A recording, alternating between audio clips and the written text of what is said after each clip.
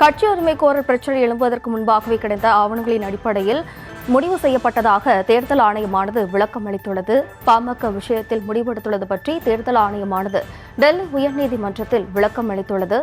அன்புமணியை பாமக தலைவராக ஏற்கனவே அங்கீகரித்ததை தெளிவாக்கியுள்ளது தேர்தல் ஆணையம். அது தொடர்பான அண்மை செய்தியை பார்த்து வருகிறோம். பாமக விவகாரம் தொடர்பாக முந்தைய உத்தரவை மறு ஆய்வு செய்யக்கோரி தேர்தல் ஆணையம் விளக்கம் அளித்துள்ளது. தேர்தல் ஆணையம் தங்களிடம் உள்ள ஆவணங்களின் அடிப்படையில் அங்கீகரிக்க எந்த தடையும் இல்லை என நீதிபதி தெரிவித்துள்ளார். கூடுதல் விவரங்களோடு மீண்டும் இணைகிறார் நமது செய்தியாளர் ராஜேஷ். வணக்கம் ராஜேஷ். தற்போது இந்த கட்சியினோட நிறுவனர் ராமதாஸ் தரப்பிலிருந்து என்னென்ன வாதங்கள் எல்லாம் முன்வைக்கப்பட்டது? கூடுதல் விவரம். வணக்கம்.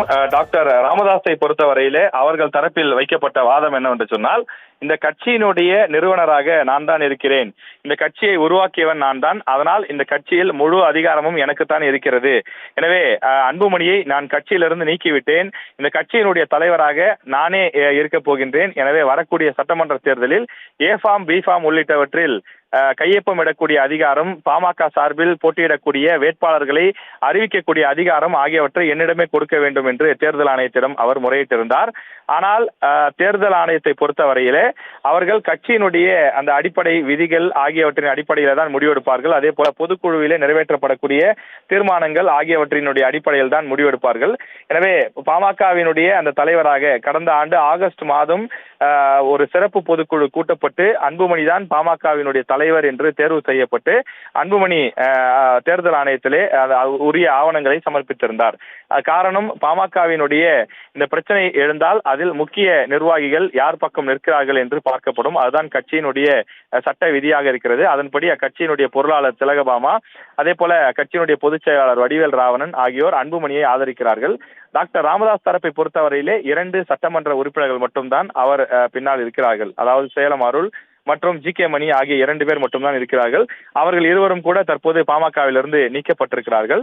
இந்த சூழ்நிலையிலே தான் டாக்டர் ராமதாஸ் தரப்பிலே டெல்லியிலே உயர்நீதிமன்றத்தை நாடி கட்சியை அன்புமணி எடுத்துக்கொள்ள முயற்சி செய்கிறார். ஆனால் கட்சி நான் உருவாக்கியது என்று சொல்லியிருக்கிறார்கள். ஆனால் நீதிமன்றத்தை பொறுத்தவரையிலே தேர்தல் ஆணையம் கொடுத்த ஆவணங்களினுடைய அடிப்படையிலே அன்புமணி தான் தற்போது பாமகவினுடைய தலைவர் என்று அறிவிக்கப்பட்டிருக்கிறது. அதே நேரத்தில் தேர்தல் ஆணையத்தை பொறுத்தவரையிலே அவர்கள் சொல்லக்கூடிய காரணம் என்னவென்று சொன்னால், அன்புமணியை பொதுக்குழுவில் தலைவராக தேர்வு செய்திருக்கிறார்கள், அதற்கு உரிய ஆவணங்கள் இருக்கிறது. இது தவிர கட்சியினுடைய பெரும்பான்மை நிர்வாகிகள், சட்டமன்ற உறுப்பினர்கள் உள்ளிட்டோர் அன்புமணியைத்தான் ஆதரிக்கிறார்கள். எனவே பெரும்பான்மை நிர்வாகிகள் யாரை ஆதரிக்கிறார்களோ அவர்களைத்தான் கட்சி தலைவராக அங்கீகரிக்க முடியும் என்று தேர்தல் ஆணையம் தரப்பிலும் தெரிவிக்கப்பட்டிருக்கிறது.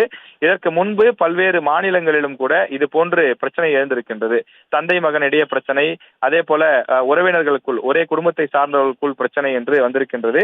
கட்சியை ஆரம்பித்தவர் ஒருவராக இருந்தாலும் கூட அவரை பின் நாட்களில் சில ஆண்டுகள் கழித்து கட்சியினுடைய பெரும்பான்மை நிர்வாகிகள் ஆதரிக்கவில்லை அல்லது அதே கட்சியை சேர்ந்த வேறொரு நபரை ஆதரிக்கிறார்கள் என்று சொன்னால், அகிலேஷ் யாதவ் உள்ளிட்ட பல உதாரணங்களை நாம் எடுத்து பார்க்கும்போது அவருடைய தந்தை அந்த கட்சியை ஆரம்பித்திருந்தாலும் கூட பெரும்பான்மை நிர்வாகிகள் அகிலேஷை தான் ஆதரித்தார்கள்.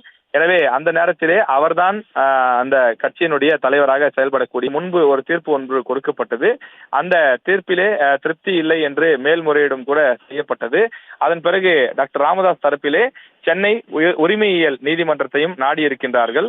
இந்த சூழ்நிலையில தான் தேர்தல் ஆணையமே உயர்நீதிமன்றத்தை நாடி முன்பு கொடுத்த தீர்ப்பினுடைய அடிப்படையிலே மேல்முறையீடு செய்கின்றோம் என்று சொல்லி அவர்கள், அதாவது தேர்தல் ஆணையத்திற்கென்று சுதந்திரம் இருக்கின்றது, தேர்தல் ஆணையம் எந்த அடிப்படையிலே முடிவெடுத்திருக்கிறது என்பதையெல்லாம் அவர்கள் தெளிவுபடுத்தியிருக்கின்றார்கள்.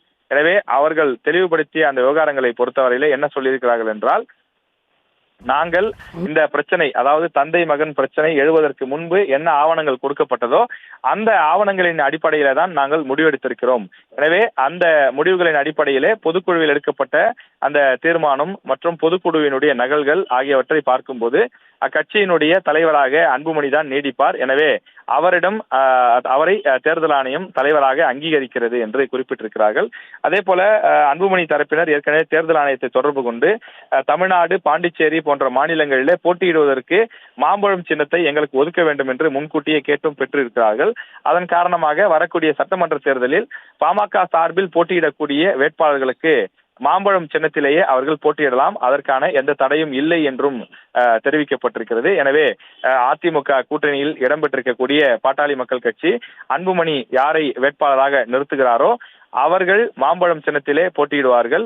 ஏ ஃபார்ம், பி ஃபார்ம் ஆகியவற்றிலே கட்சியினுடைய தலைவர் என்ற அடிப்படையிலே அன்புமணிதான் வரக்கூடிய சட்டமன்ற தேர்தலில் இந்த படிவங்களிலே கையொப்பம் இடுவார் என்று தெரிவிக்கப்பட்டிருக்கிறது.